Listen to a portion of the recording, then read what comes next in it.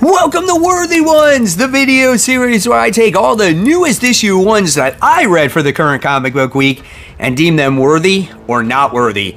I'm Mike Spider Slayer. Welcome back to Comic Book Corner 2.0. If you love daily comic book content and you like me helping you make decisions on what comic books to buy, you guys came to the right place. Why don't you hit that subscribe button? Also, if you want to become a member of my YouTube channel, guys, it is super easy. Just go on to my main homepage, just hit that join button, and as low as 99 cents, you guys can become a member. You'll get early access to my videos. You'll get stickers for your comments. You'll get monthly badges just flexing how long you've been a member for my channel. And like I said, there's 3 different tiers to choose from. So thank you so much. It's much appreciated whether you do or you don't. So with that being said, guys, let's get started with this week's episode. Kiva, issue 1. This is a $6 comic published by Scout Comics. The writer reached out to me to do a review on this comic book. It actually is released on August 7th. So if you guys are interested in reading this comic book after I talk about it, go ahead, see if your local comic shop has it in stock. If not, maybe they can order it for you. The writer here is Mataki Tamasu and Yumiko Fuwara. I am so sorry if I said you guys' names incorrectly, but what this story is about a story of a dog and his owner, and this town goes through a nuclear disaster, and it looks like the dog by the name of Kiva has to go back and find his owner once again. Now, there's all kinds of little stories kind of intertwined within this book. One, what is this apocalyptic situation that is going on? Is there something more that is causing this apocalyptic situation? The dog looks like it's tied into something much more mysterious, right? And the actual relationship between owner and pet, it's outstanding here. It truly gives you a meaning of that relationship between an owner and the animal, right? It really showcases it there, and the artwork is absolutely phenomenal. I was engaged in this comic book 100%. It was a total page turner. I didn't think it was going to be as good as it was, and it reads beautifully. The pacing is really nice, and it just leaves you with a great cliffhanger at the end of issue 1. So I'm going to deem this book worthy. That's right, guys. I say go out, check out your local comic shop, see if they have Kiva issue 1 coming in, and if they do, go ahead and pick this book up. I don't think you'll be disappointed. I'm going to give this one a solid A, guys. The storytelling was phenomenal. Much better than a lot of other books that was released this current comic book week. But again, August 7th, this one comes out. So this is not a new number 1, but once again, it's a jumping on point, or it's coming off of a break. And this is Saga. This is issue 17, one of the most popular books in the 2010s, right? This book just hit it on all cylinders, and this book seemed to lose its steam once it took its break from like issue 54 or something like that. And then when it returned, it kind of lost that momentum that it had, right? But I think people always want to check it out just to see where we're at. And technically, what it says is we're on the 12th season of Saga, because what it represents is the age of Hazel, which was the baby that was originally born in this comic book, because we're going through her entire life, okay? So this one is 28 pages for the price of $4. It's written by Brian K. Vaughan. Fiona Staples has always been the artist in this book, and the artwork is fine, right? I mean, it's what can you expect? If you know Fiona Staples' artwork, and you know how she's drawn Saga all this time, you know what to expect in here. And what this comic book kind of offers is what everybody is going through at this point in their life.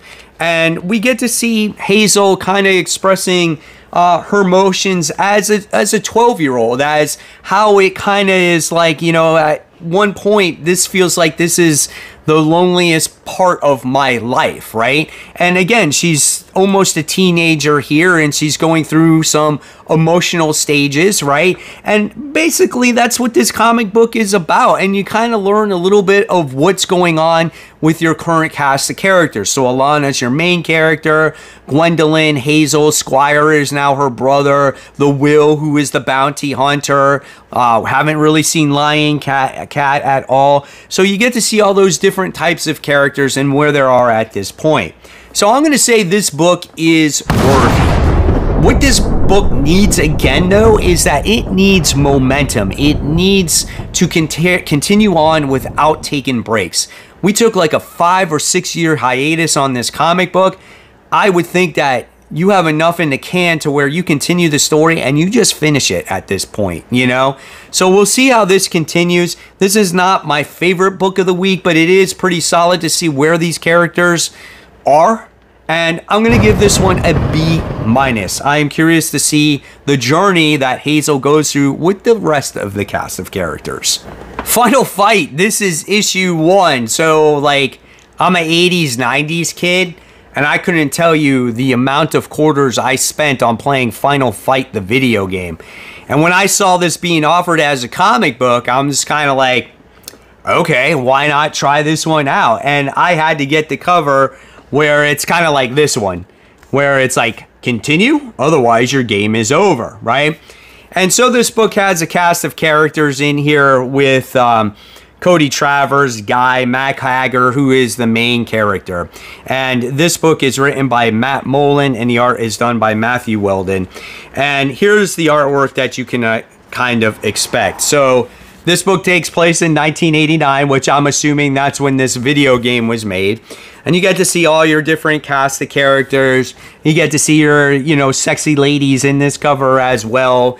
You get to see a lot of that. And this book had just a ton of fighting. And this book is called Final Fight. So you can't really expect a really in-depth storyline, right? That's what I was kind of just expecting this. If you are, you're going to be kind of disappointed. And what this book really is about Hager, whose daughter by the name of Jessica has been taken by the bad guy.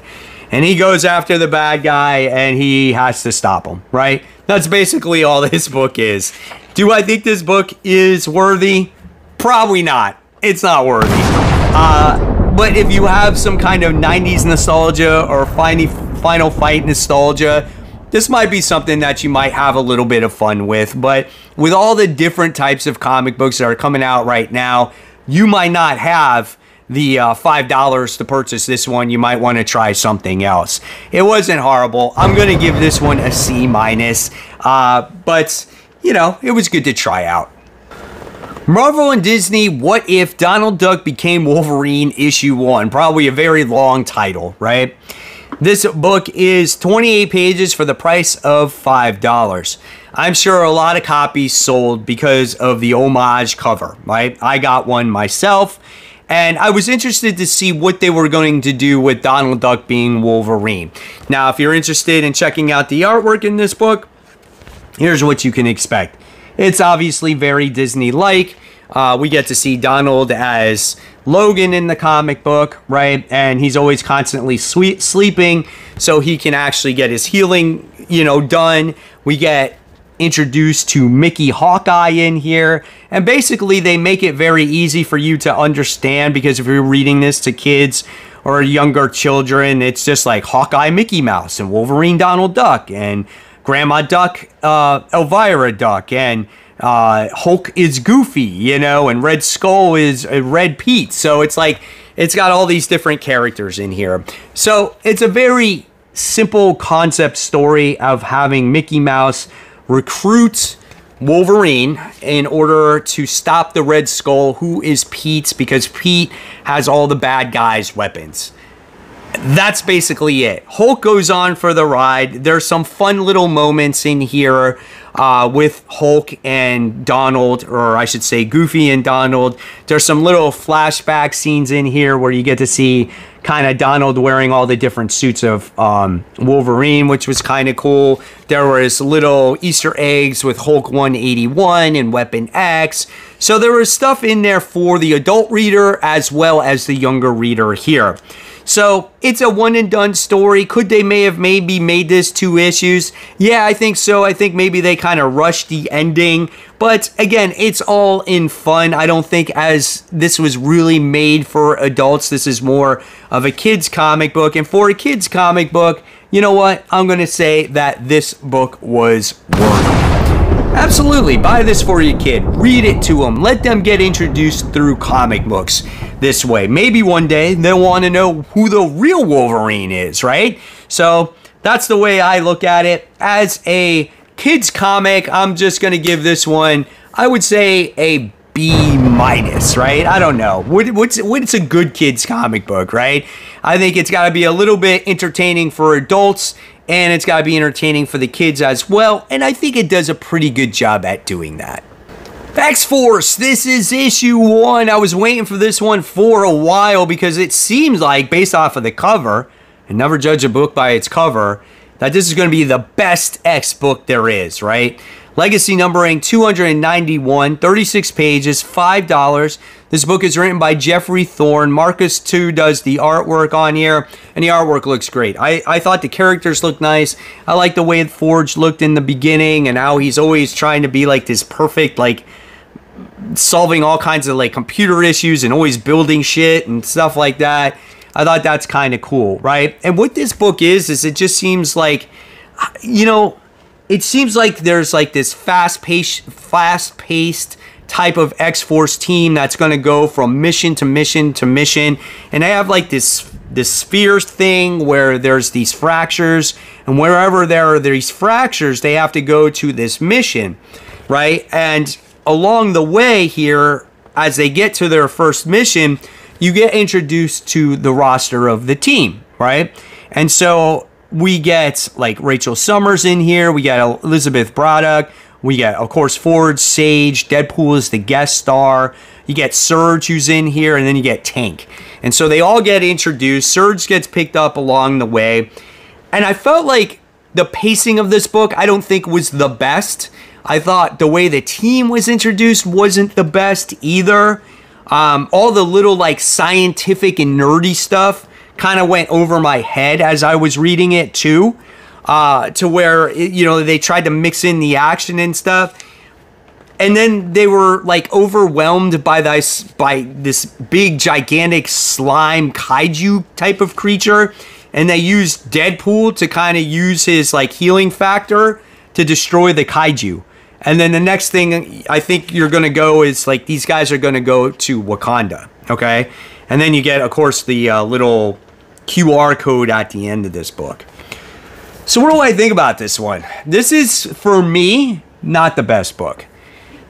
For me, it's better than NYX, right? But not by much. I'm going to say that this book is worthy. Like, I liked it, but I didn't love it. You know when you love a book like Rook Exodus, Transformers, Geiger, and you close it and it gets you excited? That's how a book should capture you, right? When I got done with this book, I'm like, it was all right. It's okay. Some of it went over my head with the scientific mumbo jumbo, but I don't know. I'm kind of like really on the fence about this one. So I think I'm going to give this one like a C+, maybe. Maybe not even that. Maybe a C. And we'll just see where it goes. I think I was the same thing with NYX. I don't know, man. These X-Force books need to really impact the reader to get people to continue reading on. And I think they're missing the mark with it, right? It's just, again, I'll make a perfect example with Ghost Machine. Like Rook Exodus, issue 1, Transformers, issue 1, Ultimate Spider-Man, issue 1. Like, don't those books get you excited when you get done reading them? Does X-Force do the same thing to you? Let me know in the comments below. Black Widow Venomous, this is issue 1, 36 pages, $5. All the symbiotes are getting ready to go into symbiotic war. And most recently, the newest symbiote is Natasha Romanoff. Now, in very many ways, I'm sitting there going, why does Natasha really need a symbiote, right? But I think they've been doing a pretty good job with her and her new symbiote. And this story reinforces that. And I think Erica Schultz did a great job with this book. And the art here is done by Luciano Vecchio. And the art is absolutely spectacular.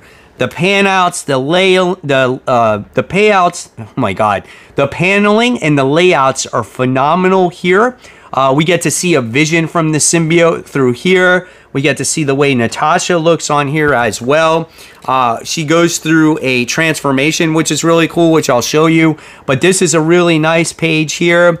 And let me show you the new transformation for our new Widow character. She will look like this. So you get to see the transformation happen. And she kind of looks like this. And then when she gets serious, the eyes kind of close. And, well, here is another one right here. But the eyes close, and then it, like, she goes into, like, battle mode, right? And it looks like that, right? So I think it's kind of cool. Like, her primary weapon as her arm gauntlets are shooting, like, widows and stuff like that. And so with this new look, it kind of looks like the traditional Natasha Romanoff in the Black Widow costume, but with like a symbiote around her. So I thought that was a really cool concept in here.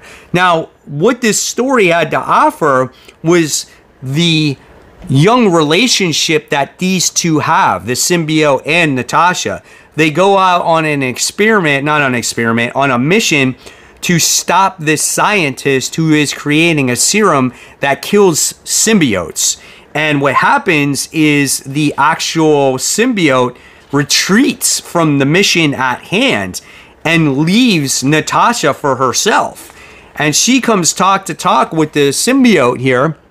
And I love how he's scared and he's like in the corner and you don't really see him, right? And he kind of just is like, this is what happened. This scientist is doing this to the symbiote. I got scared. So when Natasha says, we're going to have this working relationship, we need to work together, let's get on the same page. So what she does is she trains the symbiote to see what Natasha has been through her entire life. She grabs her teammates with her and battles with it and trains with it and gets all on the same page mentally. So this young symbiote can just bond with her better. And I thought that was really cool. The art is really creative. Like I said, here's a homage or kind of like a tribute to Matt Fraction's Hawkeye here. That was really nice. And again, it just shows progression of these two relationship and what to do with innocent lives as well. The new look. This book was absolutely worthy. This one surprised me for the week. I loved every single page. Page turner, great arc, and this is how you want to end a book, right? This actually gets me excited for Venom War. Now, I'm not saying that every issue is going to be just like that one, but it kind of gets you pumped for the event and Natasha being that type of symbiote, right? So, I don't know, man. This one was really good, and I'm going to say that this one was an A+ for me. I say pick this one up. It's a one-shot, and it's definitely worth the money. If you guys read this one, let me know in the comments below what you thought. So there you have it, webheads. There are my thoughts on some of these new #1s that I read for this week. Do you agree? Do you disagree? Let me know in the comments below. And of course, as always, I'll leave you more content right here for you to click on. And remember to support the local comic shops.